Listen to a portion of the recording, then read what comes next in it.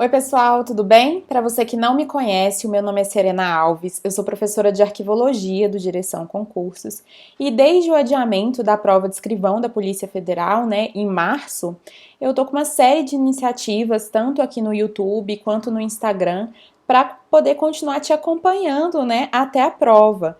Então, através de simulados, por meio de simulados, resumos, uma conversa daqui ou ali de como eu acho que vai ser a prova, quais conteúdos que você tem que dar prioridade, São iniciativas que eu tô fazendo para que você fique aí animado com a sua prova, Para que você não deixe esse adiamento te desanimar e aí, fazer com que você perca todo o estudo até agora. Então, o adiamento tá aí, é uma coisa que a gente tem que enfrentar, Nem por isso a gente tem que parar de estudar, pelo contrário, e eu continuo daqui fazendo o que eu posso para que você mantenha essa chama acesa aí até a sua prova. Professora, o que você fez até agora? Bom, nós começamos com um projeto de 50 questões de arquivologia comentadas, Eu iniciei lá em janeiro, logo que saiu o edital. Então, tanto aqui no YouTube como no Instagram, nós temos 50 questões de arquivologia voltadas para a prova da Polícia Federal, De acordo com o edital, comentadíssimas. Eu comento a fundo cada questão para que você possa, absorver o conteúdo para resolver essas 50, e outras questões. Então, um excelente material de revisão. Se você quiser acompanhar, tá aqui no YouTube, também tá no Instagram. Além desse projeto, eu fiz o simulado 1, 2 e 3, Nós estamos no terceiro, a gente ainda vai ter o 4. Os simulados, eles foram elaborados por nível de dificuldade. Então, o simulado 1 era fácil, 2 intermediário, 3, que é esse difícil, e o último vai ser muito difícil. Eu resolvi fazer cadenciado para que você possa observar em que nível você está em arquivologia. Se você fez o simulado número 1, que está fácil, foi bem, maravilha. Simulado 2, começou a ter alguma dificuldade, você fala, opa, peraí, eu preciso estudar esses conteúdos aqui. Então, eu fiz cadenciado, para que você possa perceber o seu nível e poder ali fazer alguma coisa a tempo. Além dos simulados, pessoal, eu já publiquei um vídeo falando como eu acho que a prova de arquivologia vai cair, Como eu acho que o examinador vai se comportar ali ao colocar questões de arquivologia. Então, analisei com você se ele vai colocar questões novas, os conteúdos novos ou não, se vai manter aquelas questões antigas, trabalhando conteúdos antigos. Então, é uma análise subjetiva da professora, mas eu acho interessante você assistir. Às vezes pode te dar uma luz ali em relação aos conteúdos que você tem que priorizar ou não. Mais um vídeo mais focado nos conteúdos que você precisa priorizar, também fiz aqui no YouTube, Você pode visualizar aí. Então, por exemplo, em princípios arquivísticos, qual que é o princípio que eu acho que mais cai, que você precisa focar? Esse vídeo é mais para aquelas pessoas que já estão avançadas em arquivologia e precisam dar um foco ali maior, no que mais cai. Porque não adianta nada você não saber arquivologia, você está iniciando agora e focar nesses conteúdos principais. Se você não tiver uma base, você não vai entender os conteúdos principais, isso pode acabar ali te enrolando na hora da prova, tudo bem? Então, simulado, questões comentadas, esses vídeos, aleatórios, vídeos de resumos, vou começar a publicar agora para vocês também, vocês pediram muito resumo da Lei 8.159, por exemplo, então vou trazer a Lei 8.159, mostrar ela para vocês aqui, falar, olha, dá enfoque nesse artigo aqui, porque esse artigo já caiu essa e essa questão. Então, a gente vai fazer um trabalho aí minucioso, dissecando a lei, para que você possa aí focar naqueles artigos mais importantes. Então, continua me acompanhando aqui no YouTube, no Instagram. O objetivo, pessoal, é a gente não esmorecer mesmo, tá? Vamos ficar animado, você estudou até aqui, você chegou até aqui, pode ser que haja outro adiamento, a gente não sabe, mas a gente não pode perder o que a gente construiu até agora, tudo bem? Então, eu tô fazendo a minha parte daí, você faz a sua parte daí, pelo amor de Deus, não desista, porque daí meu trabalho vai ser em vão e isso aqui dá muito trabalho. Bom, vamos lá então para o nosso simulado número 3, acho que eu já falei para vocês do que eu queria falar, das iniciativas, do simulado 1 e 2 e 3, dos vídeos que eu coloquei. Tem o nosso curso de direção, Se você não sabe, o curso de direção está completo, para a prova de escrivão da Polícia Federal. 15 aulas, 15 testes de direção, todas as aulas PDF e videoaula. Além disso, um plus de 9 horas de aulas comentadas com questões de arquivologia direcionadas treinadas especialmente para a prova de escrivão da PF. Então, são questões CESP, quase 200 questões comentadas em vídeo para você. Eu detalho, faço cada termo ali, defino, comento, contextualizo, para que você consiga ali absorver o máximo de conteúdo nessas 200 questões comentadas. Então tá um curso super completo. Se você ainda não começou a estudar, dá tempo, porque a prova ainda tá longe, a gente nem sabe se vai ser nessa data mesmo, né? Então dá tempo de você chegar competitivo sim, lá na prova de escrivão da PF. Pessoal, em relação aos simulados 1 e 2, eu não posso deixar de comentar com vocês que eu morro de rir dos comentários de vocês. Alguém falou assim, professora, você tem certeza que esse é o intermediário? Esse não é o difícil, não? Pessoal, aquele era o intermediário. Eu fui super boazinha com vocês. Não coloquei muitas questões assim que cobram a fundo, né? O nível fácil foi super fácil, né? Super tranquilo.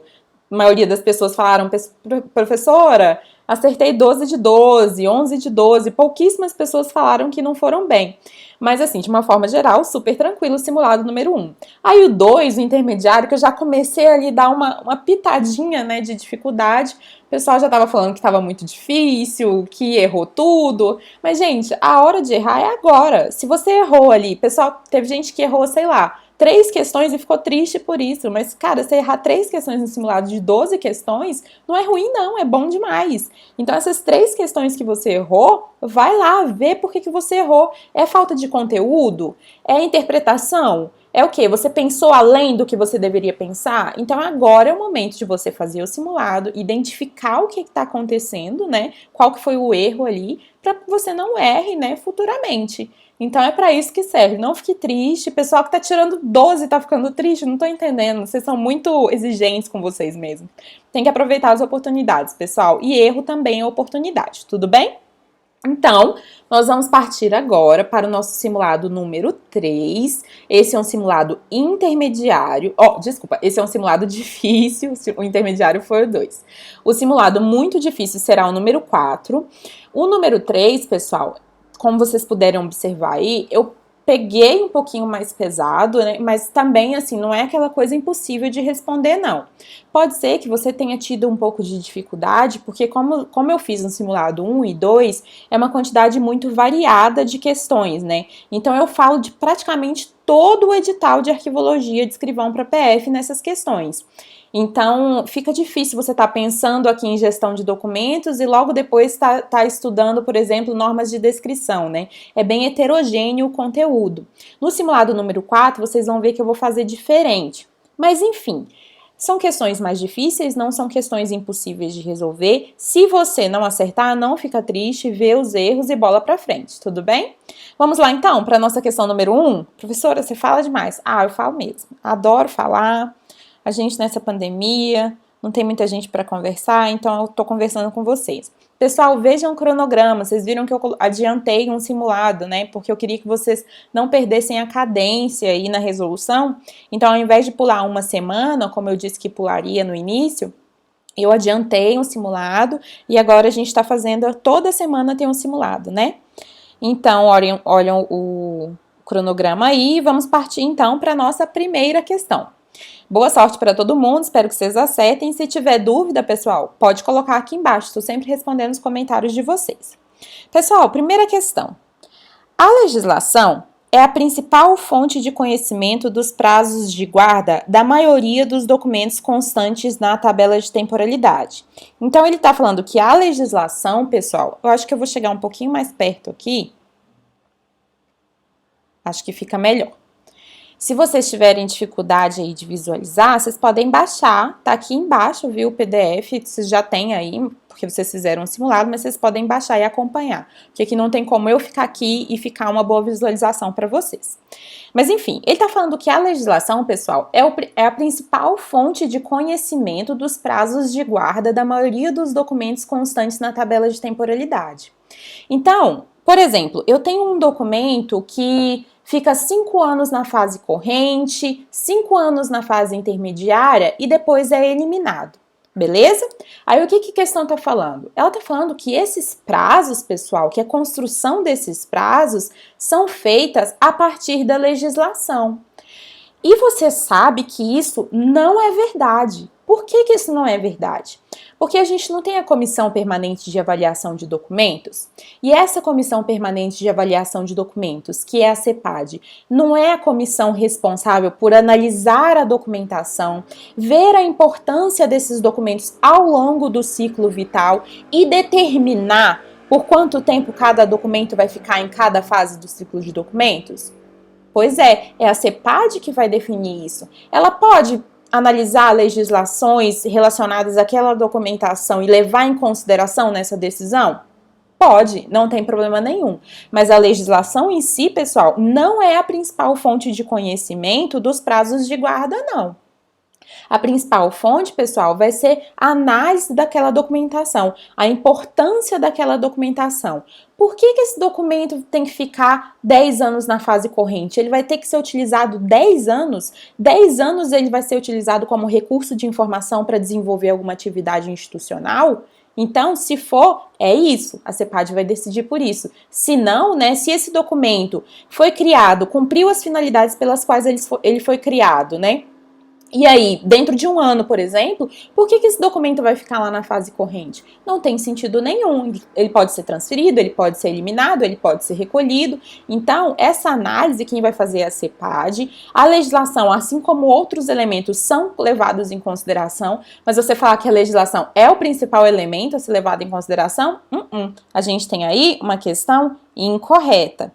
Inclusive, eu esqueci de comentar com vocês, mas se você foi bem nesse simulado, você vai ver que a gente teve aí uma quantidade bem considerável de questões erradas. Por que eu fiz isso? Por que eu coloquei muitas questões erradas? Para não dizer todas, né? Porque se eu... Enfim, não vou falar nada. Por que eu coloquei muitas questões erradas? Porque, pessoal, eu acho que a gente aprende muito com questão errada. O examinador, quando ele coloca uma questão incorreta, ele quer te enganar. Quando ele coloca uma questão certa, ele vai pensar, vou colocar aqui, ele vai o candidato vai ficar procurando o erro, mas não tem erro, e aí se é uma questão muito fácil, que tá toda correta, a gente fica pensando, gente, mas isso aqui tá fácil demais, será que é isso aqui mesmo? E fica procurando o erro e quem procura acha. Então, eu gosto de trabalhar questões erradas porque eu acho que você tem a oportunidade ali de falar, opa, peraí, isso aqui não é assim não. Eu lembro disso, então por isso a questão está incorreta. Eu acho que a gente aprende mais com questões incorretas. Então, eu aproveitei aqui e trabalhei essas questões com você, tudo bem? Bom, gabarito letra 1 incorreta e a gente vai para número 2 agora. A presença de valor informativo no documento constitui-se em prova da organização e do funcionamento do órgão que o produziu? Pessoal, olha só, nós temos o valor primário e o valor secundário dos documentos. Os documentos de valor primário, eles são constituídos de características administrativas, fiscais e legais. Onde é que eu encontro esses documentos de valor primário? No arquivo corrente e no arquivo intermediário. São documentos que estão cumprindo as funções pelas quais eles foram criados. Então, arquivo corrente e intermediário. Já no arquivo permanente, pessoal, eu só vou ter documento de valor secundário. Documentos que possuem características históricas, culturais, probatórias e informativas. Esses documentos que pertencem aos arquivos permanentes, pessoal, eles foram recolhidos justamente por essas características. Eles cumpriram o valor primário, cumpriram as funções pelas quais eles foram criados e agora eles adquiriram um plus a mais para a instituição. Além daqueles objetivos iniciais que já foram finalizados, eles têm outros valores institucionais. E aí esses documentos são recolhidos permanentemente por terem características históricas, culturais, probatórias ou informativas, tudo bem? Bom, a questão fala que a presença do valor informativo, onde é que eu te falei que a gente tem documento de valor informativo, com característica informativa? Permanente, valor secundário, certo? Então, beleza. Aí ela fala que a presença do valor informativo no documento constitui-se em prova da organização e do funcionamento do órgão que o produziu. Mas, pessoal, o valor, a característica, né, que constitui prova da organização e do funcionamento do órgão é o valor probatório. O valor informativo é um valor de informação, mesmo. O valor probatório que tem essas características aqui. Então, aqui, ó, a presença do valor informativo, não, a presença do valor probatório no documento constitui-se em prova da organização e do funcionamento do órgão que o produziu. Por isso que a gente tem também, adivinhem, uma questão super incorreta, tá bom? Relacione sempre valor administrativo, características administrativas, valor primário, características administrativas, fiscais e legais. Valor secundário, características históricas, culturais, probatórias e informativas. O valor probatório tem essa definição aqui que a questão apresentou pra gente como sendo uma característica informativa, tudo bem? Pessoal, questão número 3. Nossa, hoje eu tô que tô. Questão número 3. O princípio da proveniência, quando aplicado aos arquivos da Ancine, gera um conjunto de fundos documentais. Pessoal, a Agência Nacional de Cinema, né, Ancine, aí ele está falando que o princípio da proveniência, quando aplicado aos arquivos dessa agência, gera um conjunto de fundos documentais. Para responder essa questão, pessoal, vocês têm que saber o que é um fundo documental. O fundo documental é o conjunto de documentos produzidos ou recebidos por uma instituição. Então, se a Ancine produz e recebe documentos para realizar as atividades, esses documentos que foram produzidos ou recebidos vão gerar o fundo documental da Ancine, tudo bem? Se outra instituição produz e recebe os documentos para desenvolver as suas atividades, essa outra instituição vai constituir um fundo documental X. Tudo bem? Então, isso que é fundo documental, conjunto de documentos de uma instituição. Aí ele fala que quando a gente aplica o princípio da proveniência, nos arquivos da Ancine, a gente vai gerar um fundo documental. O princípio da proveniência, ele diz o quê? Na verdade, pessoal, a questão fala que vai gerar um conjunto de fundos documentais, né? Vários fundos. Quando a gente aplica o princípio da proveniência, o que a gente tem? A gente tem que os documentos de uma instituição devem ficar juntos a ela e não podem ser misturados aos documentos de outra instituição. Esse é o princípio da proveniência. Então, quando eu aplico esse princípio aos arquivos da Ancine, né? Eu vou gerar um conjunto de fundos documentais? Não, eu vou gerar um único fundo documental, que é o fundo Ancine, tudo bem? Então, eu tô falando que os arquivos da Ancine, eles devem ficar juntos a ela e não devem ser misturados aos documentos de outras instituições. Quando eu falo isso, eu tô criando o quê? Eu tô criando um fundo documental. Eu não tô criando vários. Eu não tô falando ali de todos os fundos documentais de todas as agências reguladoras. Eu tô falando de um fundo específico da Ancine. Tudo bem? Então, por isso aí que a gente tem uma questão incorreta, porque a gente não vai ter ali um conjunto, a gente vai ter um fundo só. Questão número 3, adivinha? Incorreta. Professora, a senhora sacaneou muito, porque tá tendo tanta questão incorreta que eu achei que eu tô errada, eu acabei marcando ali uma certa. Gente, confia no que vocês estudaram. Confia no conhecimento de vocês. Se você analisou aqui, você sabe que quando aplica o princípio da proveniência, não vai gerar vários fundos, vai gerar um fundo só, né? Se a gente está levando em consideração ali uma instituição só, por que você vai marcar certo na questão? Porque o examinador tá louco e marcou tudo incorreto? Não, você tem que confiar no que você estudou, tudo bem? Não fica com esses negócios não, de as duas primeiras estão certas, essa aqui deve ser errada, porque, isso não existe, tá bom? A lógica do examinador, pessoal, não é essa não. A lógica é a cobrança de conteúdo. Ele pode cobrar de uma forma mais difícil, de uma forma mais fácil, de uma forma mais subjetiva, de uma forma mais objetiva. É isso que ele tá pensando. Não tem mais essas manhas antigas de prova fácil de concurso, de que as duas primeiras eram certas, então a última tem que ser errada. Isso não existe. Confia no seu conteúdo, tá bom? Questão número 4. Quando aplicado aos documentos, o princípio de respeito aos fundos origina o centro de documentação de uma instituição. Acabei de te falar o que é um fundo documental, certo? Conjunto de documentos de uma instituição. E aí, eu vou te falar agora o que é centro de documentação para a gente poder resolver a questão. Pessoal, a gente tem os arquivos, as bibliotecas, os museus e a gente também tem os centros de documentação. Aqui nos arquivos eu vou ter os documentos orgânicos, né, que são aqueles documentos produzidos ou recebidos no decorrer das atividades da instituição para que essas atividades possam ser desenvolvidas. Nas bibliotecas, pessoal, eu vou ter uma acumulação de documentos, né, uma coleção de documentos, na verdade, pré-definida, né, pré-pensada por compra, doação ou permuta, né, esses livros, né, esses materiais bibliográficos, eles vão construindo uma biblioteca. Nos museus a mesma coisa, né, só que com objetos e outros, enfim, outros materiais. Também por compra, doação, permuta, né, outros meios ali. Já no centro de documentação, pessoal, eu vou ter uma junção dos três. Então, por exemplo, vamos pensar na Ancine. A gente acabou de falar da Ancine. A Ancine, ela tem documentos arquivísticos, ela tem documentos bibliográficos e ela também tem documentos museológicos, né? Ou objetos, melhor dizendo. E aí, o que acontece? Vamos supor que ela não quer deixar o arquivo, a biblioteca, o museu separadinho. Ela quer juntar tudo. Ela quer fazer ali um centro de documentação, né? Um conglomerado que vai juntar a tríade da ciência da informação, né? Para prestar os mais diversos serviços, né? Cada um no seu âmbito. Não é porque tá todo mundo junto ali que material bibliográfico vai se tornar arquivístico ou museológico e vice-versa. Não é nada do tipo, não.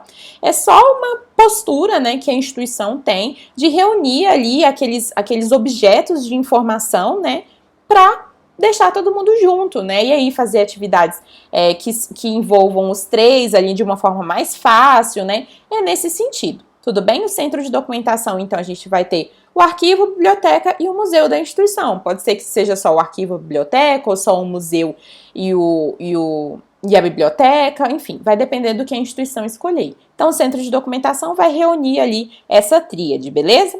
Sabendo disso, pessoal, vamos voltar para a questão.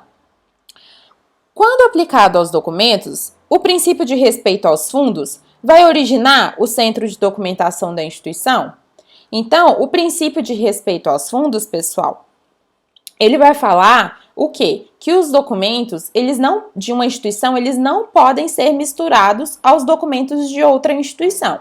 Então, se eu tenho uma instituição A e tenho uma instituição B, esses documentos, eles não podem ser misturados a esse, e esses documentos não podem ser misturados a esse. A gente não mistura os fundos documentais. Aí a questão fala que, quando aplicado aos documentos, o princípio de respeito aos fundos quando aplicados aos documentos, o princípio de respeito aos fundos origina o centro de documentação da instituição? Não tem nada a ver, pessoal. Se eu aplico o princípio de respeito aos fundos, né, o princípio da proveniência, que é também chamado, né, eu vou ter ali uma proteção aos documentos. Eu vou fazer com que os documentos de uma instituição fiquem juntos a ela, né, então eu vou ter ali como consequência, né, a produção do fundo documental, a estruturação do fundo documental. Não vou deixar que esses documentos se misturem a outros fundos documentais. Mas isso não quer dizer que eu vou gerar um centro de documentação. Porque apesar de um centro de documentação reunir documentos de arquivo, biblioteca e museu, esses documentos arquivísticos, biblioteconômicos e museológicos, pessoal, eles fazem parte da mesma instituição. O centro de documentação, ele não vai reunir fundos documentais diversos, não. Ele vai reunir um fundo documental só. Esse conjunto de documentos, ele vai fazer referência à instituição que a gente produziu e recebeu, tudo bem? Inicialmente produziu e recebeu os documentos. Então, se eu aplico o princípio de respeito aos fundos, pelo contrário, eu estou fazendo, né, com que um conjunto documental de uma instituição fique protegido ali, e não que eu crie o centro de documentação aplicando esse princípio. Não tem nada a ver. O examinador colocou essa questão, você sabe por quê? Porque ele acha que você não sabe o que é um centro de documentação. Aí ele colocou para te confundir. Mas agora que você sabe, não tem motivo para você associar o princípio de respeito aos fundos à produção, à estruturação de um centro de documentação, não. Tudo bem? Adivinha qual que é o gabarito? Gabarito aí, incorreto. Questão número 5. O reconhecimento da espécie documental é um elemento fundamental para a correta classificação de um documento de arquivo? O reconhecimento da espécie documental é um elemento fundamental para a correta classificação de um documento de arquivo? Pessoal, para responder essa questão, você sabe o que é espécie documental? Espécie documental, pessoal, eu vou dar alguns exemplos aqui e você vai associar muito melhor do que se eu te der uma definição. Uma ata, um relatório, um contrato, um termo, um requerimento, uma solicitação, um ofício, um memorando, tudo isso espécies documentais, tudo bem? Aí ele tá falando, pessoal, que o reconhecimento da espécie documental, por exemplo, eu reconhecer um relatório como um relatório, é um elemento fundamental para a correta classificação de um documento de arquivo. Então, se eu tenho um relatório, isso vai ser um elemento fundamental para eu poder saber qual que é a classificação daquele documento de arquivo. Pessoal, se eu tenho um relatório de atividades, já é meio caminho andado para eu saber qual que é a classificação daquele documento. Se eu tenho um contrato de prestação de serviços, já é meio caminho andado para que eu saiba a classificação daqueles documentos. Mas se eu tenho um contrato de prestação de serviços, eu não tenho uma espécie documental, eu tenho um tipo documental. Além de saber qual que é a espécie, eu sei qual que é a função daquele documento, prestação de serviços. Então não é um contrato qualquer, essa espécie documental qualquer. É uma espécie documental aliada à função do documento, um contrato de prestação de serviços. Então, eu saber que aquele documento é um contrato de prestação de serviços é meio caminho andado para eu saber a classificação. Mas ainda assim, não é elemento suficiente, porque eu tenho que olhar aquele contrato de prestação de serviços à luz das funções da instituição, à luz das atividades que a instituição desempenha, tudo bem? Então, eu saber a espécie não me ajuda a saber a classificação. Eu saber o tipo documental ajuda, mas é suficiente? Não, porque o que vai definir ali além de saber o tipo documental, né, é saber a função, a atividade que aquele tipo documental está representando. Por exemplo, vou dar um exemplo aqui para a gente poder visualizar melhor isso, porque eu acho que não ficou muito claro. Pensa em um contrato de prestação de serviços. Eu tenho ali o contrato de prestação de serviços numa instituição que presta serviços de educação, por exemplo, uma instituição voltada para a educação. Aí eu tenho um contrato de prestação de serviços, o mesmo tipo documental, tá bom? E uma instituição que presta serviços de abastecimento. Esse contrato de prestação de serviços, esse tipo documental, vai ser esse aqui? Vai ser o mesmo que esse contrato de prestação de serviços dessa outra instituição? Uma é voltada para educação, outra é voltada para abastecimento. Então, saber qual que é o tipo documental, pessoal, não é elemento suficiente para poder classificar aquela documentação, pois o mesmo tipo documental, que é a espécie mais a função do documento, ele está sendo tratado de maneira diferente em instituições diferentes. Então, eu saber que é um contrato de prestação de serviços me ajuda, mas eu tenho que saber qual que é a função da instituição, qual que é a atividade que a instituição desenvolve, para saber em que contexto aquele contrato de prestação de serviços foi produzido, tudo bem? Então, a espécie não é suficiente, o tipo documental ajuda, mas não é elemento suficiente. A gente tem que analisar o documento, o tipo documental, à luz da instituição. Isso vai ser específico de cada uma, tudo bem? Acho que agora ficou melhor, né? Vamos lá, então, responder a questão. O reconhecimento da espécie documental é um elemento fundamental para a correta classificação de documento de arquivo? Se nem o tipo me ajuda, por que a espécie vai me ajudar? A espécie documental, pessoal, é só o modo como aquelas informações foram registradas ali. Você concorda comigo que o ofício ele tem uma estrutura? Ofício é uma espécie documental. O ofício ele tem uma estrutura. Uma ata tem uma estrutura, certo? O memorando tem outra estrutura. O relatório ele tem outra estrutura. Então a espécie documental vai falar só sobre aqueles elementos crus ali do documento. Ele pouco me dá informações para que eu conheça o documento, para que eu possa aplicar um código de classificação nele. Tudo bem? Então a gente tem também uma questão aí, adivinha? Incorreta. Vamos lá, pessoal. Professora, eu não vou assistir mais esse simulado, não. Tá tudo incorreto. Você tem que assistir, porque você tem que saber por que tá incorreto. Principalmente se você marcou a questão certa aí, tá bom? Vamos lá. A aplicação da tabela de temporalidade, ela gera necessariamente um plano de destinação? Pessoal, Isso aqui é um pouquinho complicado, um tiquinho complicado, como a gente fala aqui em Minas. A tabela de temporalidade, ela vai definir por quanto tempo cada documento vai ficar em cada fase do ciclo documental, certo? Então, vai falar que vai ficar X anos na fase corrente, X anos na fase intermediária, beleza. E aí, a gente sabe que depois que os documentos passam pelas fases corrente e intermediária, eles podem ser eliminados ou guardados permanentemente. Essa destinação final, que é a eliminação ou a guarda permanente, é uma parte da tabela de temporalidade que a gente chama de plano de destinação. Então, na verdade mesmo, a tabela de temporalidade, ela vai só até aquele momento que a gente define por quanto tempo cada documento vai ficar nos arquivos correntes e intermediários.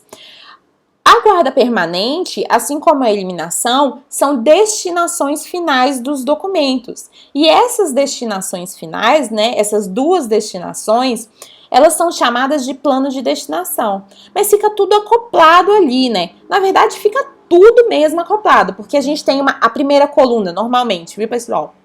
Em todos os planos de classificação. Normalmente, a gente tem a primeira coluna com o código, a segunda coluna com a classe, a terceira e quarta coluna com as fases corrente e intermediária, né? E aí a gente tem a destinação final, que vai ser a guarda permanente ou a eliminação.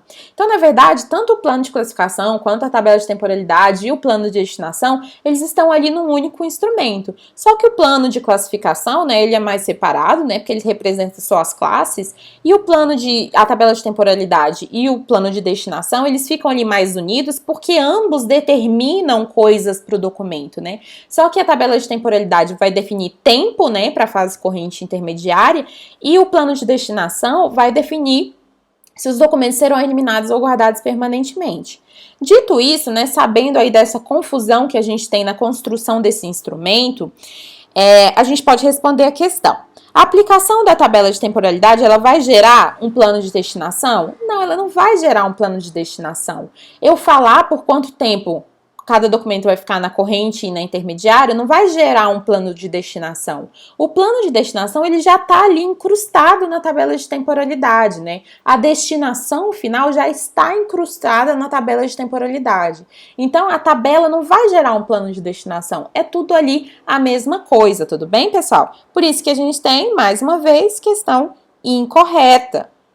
Eu sei que é difícil de fazer essa visualização. Mas se você baixar qualquer plano aí, pelo menos eu acho que eu nunca vi um plano de classificação diferente disso, coloca aí no Google, plano de classificação e tabela de temporalidade do CONARC. Você vai visualizar. Primeira coluna, o código, segunda coluna, a classe, terceiras e quartas colunas, a gente vai ver o prazo corrente, intermediário, e aí a outra coluna a gente vai ver qual que é a destinação final. E aí, pessoal, algumas instituições colocam um campo de observação também ao final, tudo bem?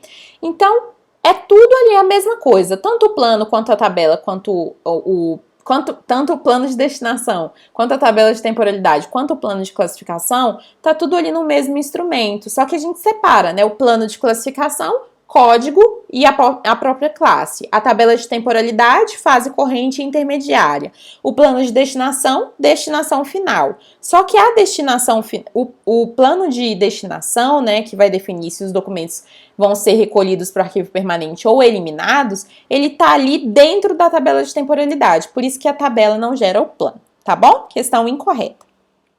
Pessoal, questão número 7.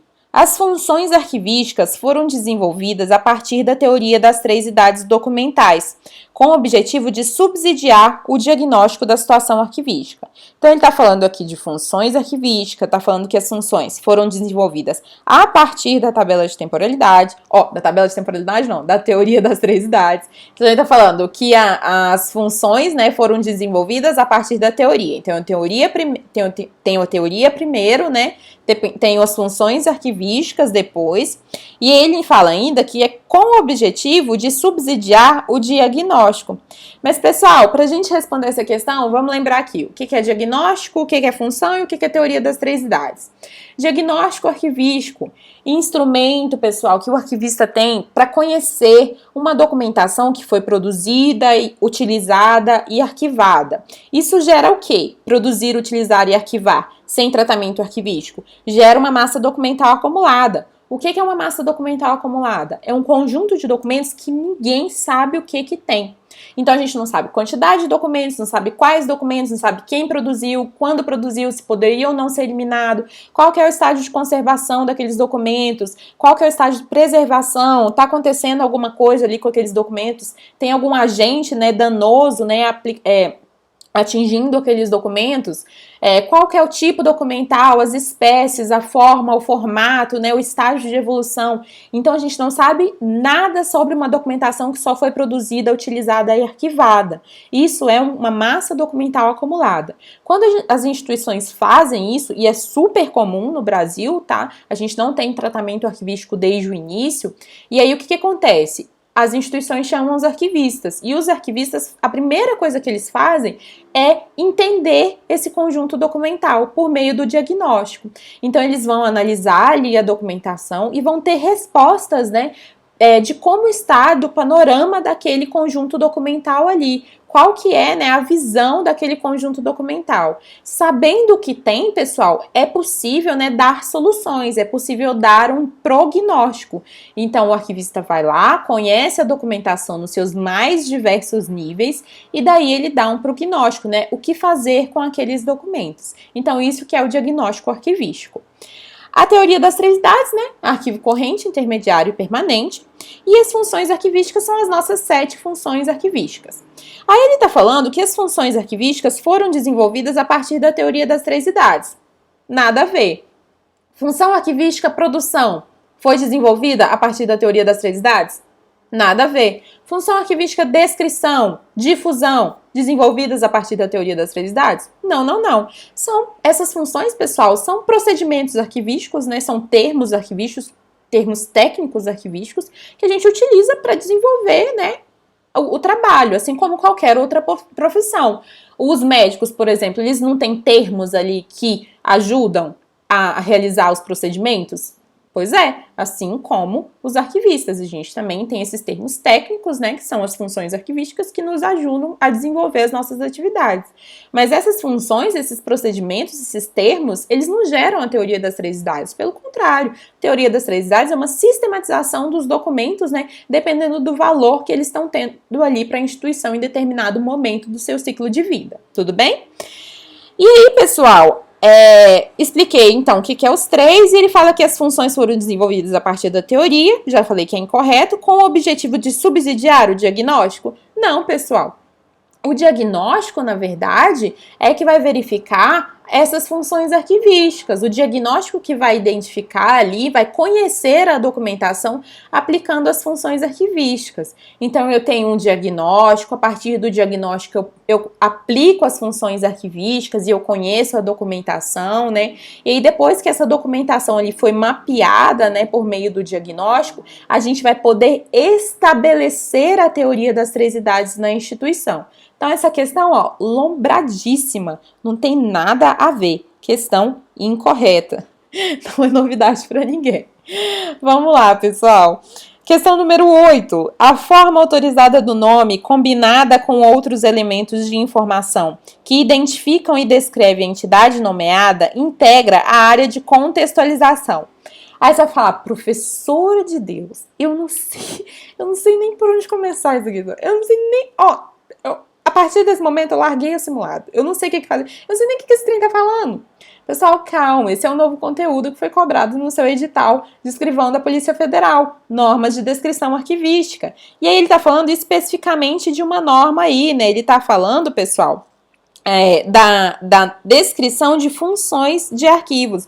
Qual que é a norma arquivística que fala da descrição de funções? É a IS-DF. É a norma de descrição arquivística voltada para as funções. E aí, pessoal, essa norma, né, essa norma de descrição, ela é esquematizada em áreas. Eu coloquei aqui do lado para você as áreas.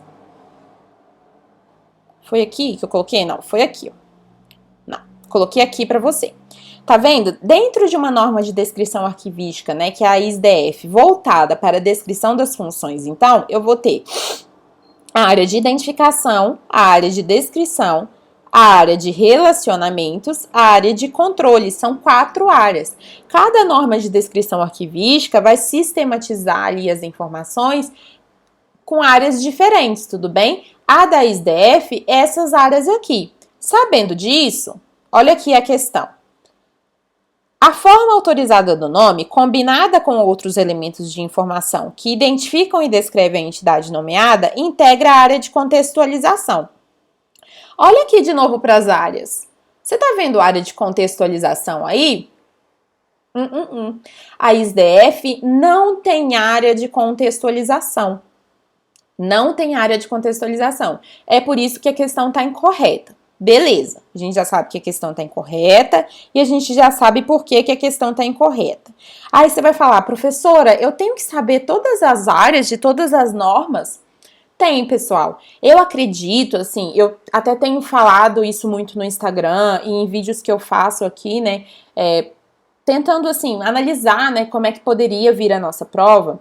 Eu acho que, por exemplo, em relação a esses conteúdos novos, né, mais especificamente em relação às normas de descrição, o examinador, ele não vai querer saber se você sabe descrever um documento.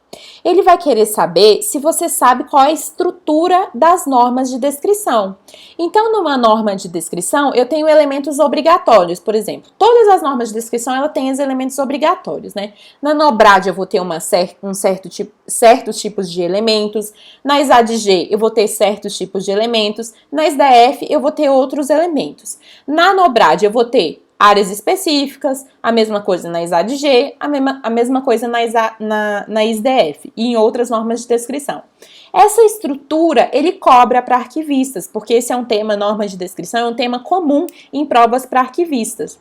Então, como norma de descrição caiu aqui na sua prova, eu não acredito que o examinador vai fazer alguma coisa diferente do que ele já faz para os arquivistas. Eu acho que ele ou não vai cobrar, ou ele vai cobrar com a mesma estrutura. Ele não vai pedir para você descrever, nem para arquivista ele pede para a gente descrever documentos.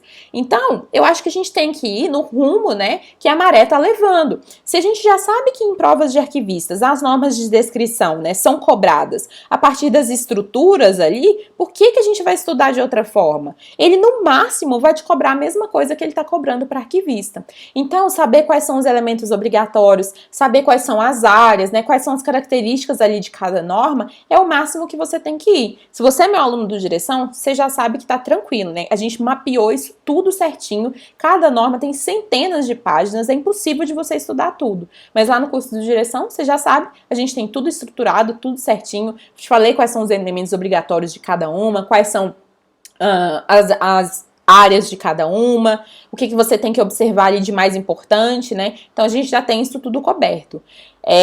Acho que o caminho é esse, tudo bem, pessoal? E aqui ele cobrou justamente isso, pessoal. Ele cobrou as áreas. Ele falou que a área de contextualização a gente pode encontrar na SDF, mas a SDF ela não tem área de contextualização. A NOBRAD já tem, tudo bem? Então, por isso que a gente tem aí uma questão incorreta. A professora não diga. É, isso aí. Pessoal, questão número 9. As redes de arquivo têm um órgão técnico que centraliza as decisões e controla a implementação das ações dos órgãos integrantes.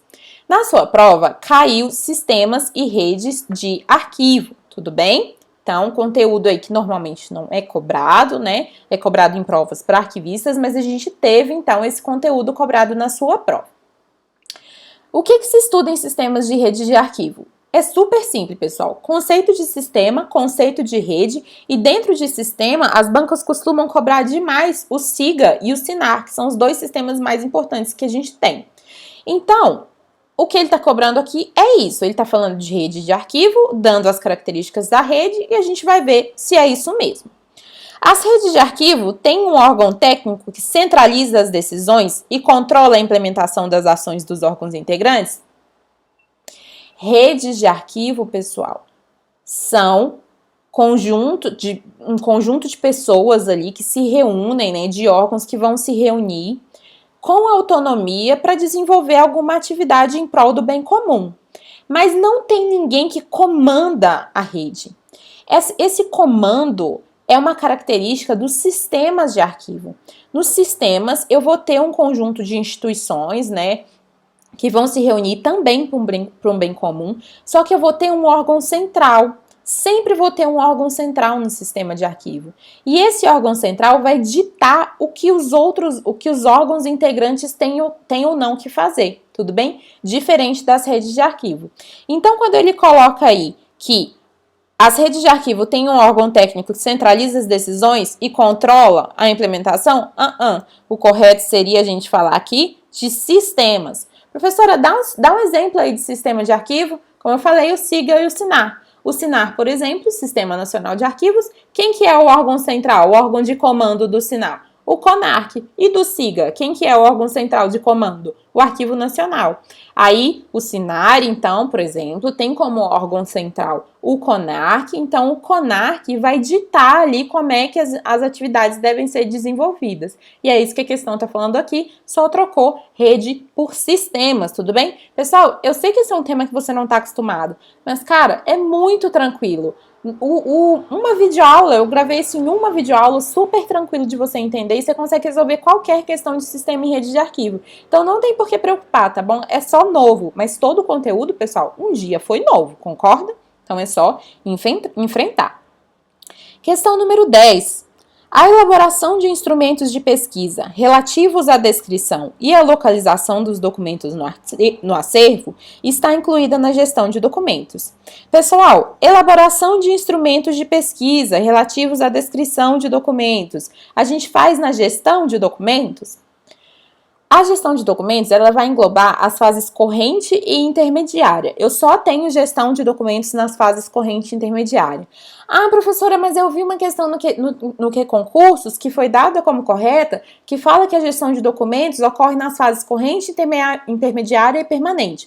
Pessoal, essa questão não está correta. Diversas outras questões do CESP colocam o contrário, que é o correto. A gestão de documentos somente é realizada nas fases corrente e intermediária. Na fase permanente, eu não tenho gestão.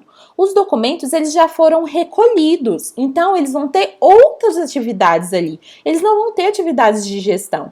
Eles vão trabalhar o acesso, vão trabalhar a produção de instrumentos de pesquisa, atividades de difusão, de descrição, não de gestão. A gestão em si, né, que é aquela questão de gerenciamento, a gente vai ter somente nas fases corrente e intermediária, que é quando os documentos estão cumprindo as funções, estão ali nas atividades rotineiras, né, valor primário, administrativo, fiscal, legal. Então, a gente não tem gestão de documentos nas fases correntes. Na fase permanente, tá bom?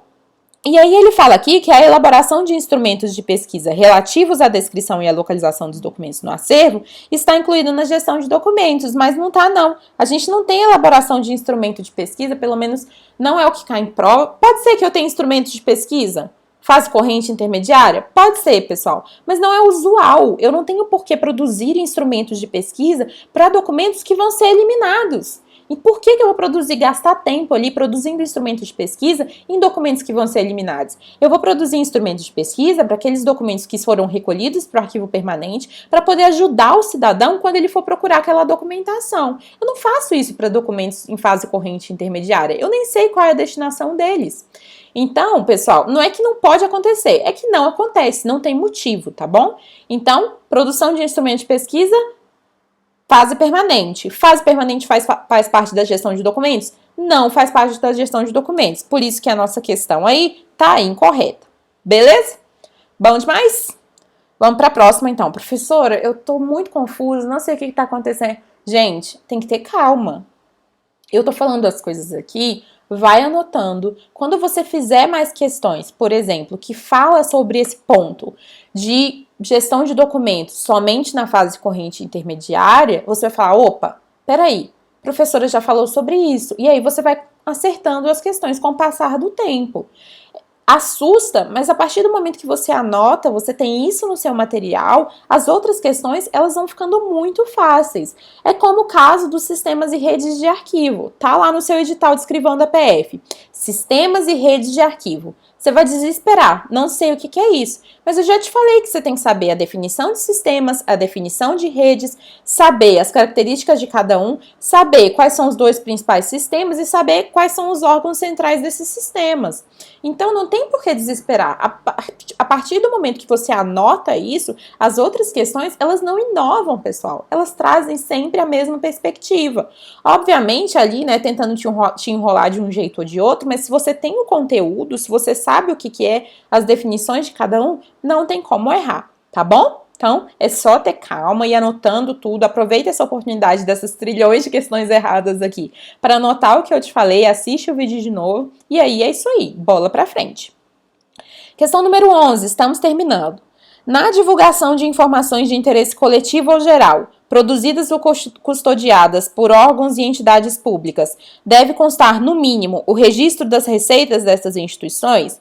Pessoal, questão referente à lei número 12.527 de 2011, que é a nossa lei de acesso à informação, nossa querida LAI. Na LAI, pessoal, a gente tem uma parte lá, mais especificamente o artigo 8º, que vai falar quais informações que precisam ser pré-disponibilizadas nos portais não, nos canais oficiais da instituição. Eu vou mostrar aqui o artigo 8º para você e você vai ver. Olha só o que o artigo 8º da Lei 2.527 de 2011 fala pra gente.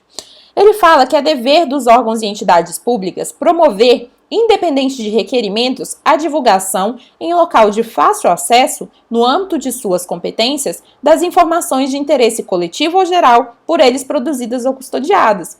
Então ele está falando aqui, tem certas informações que o cidadão não precisa pedir.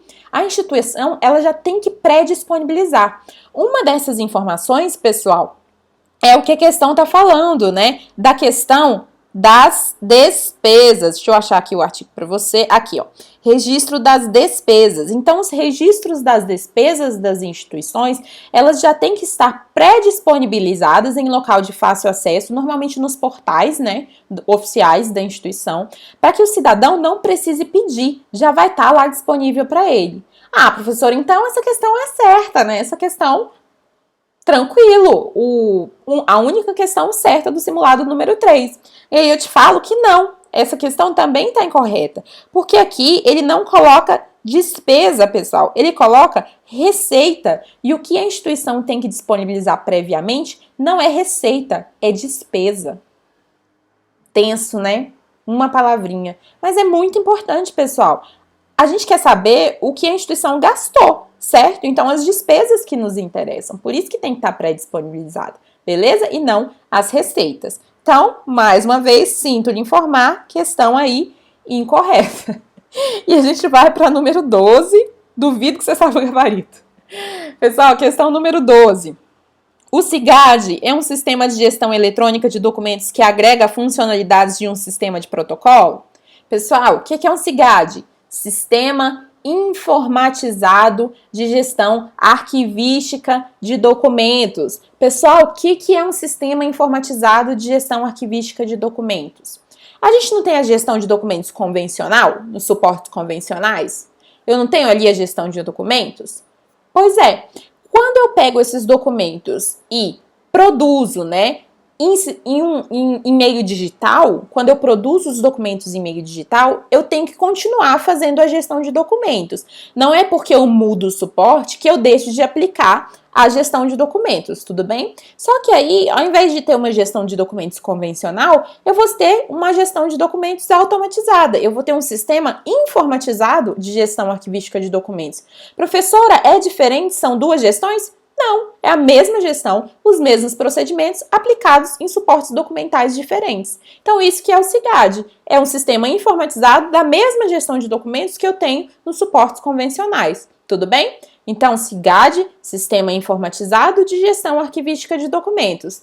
Aqui, o que ele está falando, pessoal? Que o SIGAD é um sistema de gestão eletrônica de documentos. Pessoal, gestão eletrônica de documentos é GED. O GED, ele nem sempre leva em consideração, pessoal, o contexto, a organicidade dos documentos. Então, o GED não vai levar em consideração as funções, as atividades da instituição. E um SIGAD, um sistema informatizado de gestão arquivística de documentos, que se é uma gestão arquivística de documentos, é uma gestão orgânica, é uma gestão que leva, sim, em consideração toda a organicidade dos documentos, o fato dos documentos terem sido produzidos ou recebidos no decorrer das atividades da instituição.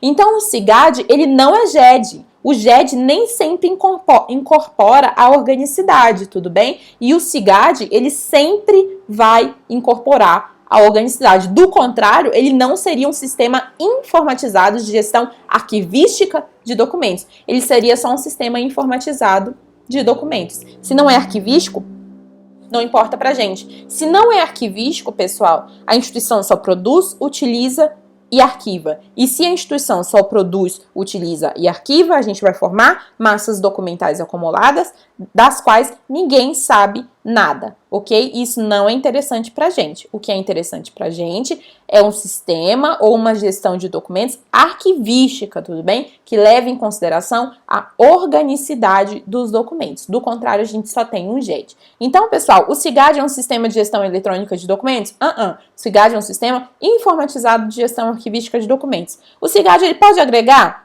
a questão do protocolo, pessoal? O SIGAD pode agregar, sim, o protocolo. Não é essencialmente um protocolo, tá, pessoal? Ele vai envolver toda a gestão, mas ele pode agregar o protocolo? Sim, ele pode agregar ele pode agregar o protocolo, tá bom? Então, a gente tem aí uma questão incorreta e a professora fez isso. Todas as questões do nosso simulado, sim, estão incorretas. Então, o gabarito da 1 até a 12 incorreto. Professora, por que você fez isso? Já falei, pessoal. Acho que vocês vão aprender mais com questões incorretas. Foi super premeditado mesmo, tá? Meu objetivo é fazer aqui com que você consiga pegar o máximo de conteúdos possíveis. Então, se eu só coloco uma questão correta para você, eu não tenho muito o que te ensinar. Eu não tenho muita informação para te dar, além daquela ali que está na questão. Então, como eu quero aqui dar mais conteúdos para vocês, né, trazer aqui para o YouTube, às vezes a pessoa tem só essa fonte de estudo, então, meu objetivo aqui é realmente trazer questões incorretas, e aí eu posso aí ficar blá blá blá na sua cabeça aí com, sei lá, acho que 1 hora já, a gente já tem quase 1 hora de simulado. Mas é isso aí, pessoal. Espero que você tenha tido paciência. Muito obrigada se você chegou até aqui. O nosso simulado número 4 vai ser um simulado de nível muito difícil. Professora, você vai colocar muito difícil mesmo? Vai cair na minha prova? Olha só, pessoal, quando eu coloco muito difícil, eu não vou colocar coisas que não vai cair para você. Eu vou colocar, por exemplo, o simulado de uma forma diferente. Você tá vendo aqui que eu perpassei, né, por diversos conteúdos, né, do nosso edital. Talvez no simulado número 4 eu trabalhe de uma forma diferente. Eu posso trabalhar, por exemplo, a classificação de documentos de uma forma mais aprofundada, tá bom? Não deixando um simulado tão heterogêneo. Então, meu objetivo não é colocar um simulado que você não saiba responder. A banca não vai fazer isso com você. Não é o nível da sua prova. Eu não vou trazer aqui uma prova de arquivistas para você. Eu vou trazer aqui uma prova que trata os conteúdos de uma forma mais densa, tá bom? Para você ver se você tem aí condições de responder ou não. E também meu objetivo, além disso, é te passar informações mais densas, tá bom? Pro caso de vir a cair. Então não se preocupe, não deixa de fazer o simulado número 4, porque ele vai ser muito difícil, não. Esse era difícil, tava tão difícil assim? Não tava, não. Pode ser que você tenha errado, é normal, tudo bem, mas a gente vai aprender com os erros e vamos passar para a próxima. Pessoal, não deixe de assistir os vídeos que eu tô colocando no YouTube, tá bom? Tô sempre colocando aí pra você como é que eu acho que vai cair, os conteúdos. Vou trazer também na próxima semana a Lei 8.159 de 91, como eu falei pra vocês. Talvez eu trabalhe um pouco sistemas e redes, esses conteúdos novos que vocês estão tendo mais dificuldades. Então, continua me acompanhando aqui no Instagram. Se você não me segue, no Instagram não, aqui no YouTube. Se você não me segue no YouTube, começa a me seguir para receber aí todos os vídeos, né? Ativa aquela notificação. Além disso, me segue lá no Instagram, que eu tô sempre colocando conteúdo pra você. E é isso aí. A gente se vê no simulado número 4. E se você puder, coloca aí como você saiu no número 3, pra gente poder conversar, né? Se você teve alguma dúvida em alguma questão, você pode colocar aqui embaixo, que eu vou ter o maior prazer em te responder, tá bom? Um abraço. Espero que tenha acertado aí tudo. Se não acertou, tudo bem. Vamos para a próxima. E qualquer coisa é só me mandar mensagem. Bons estudos!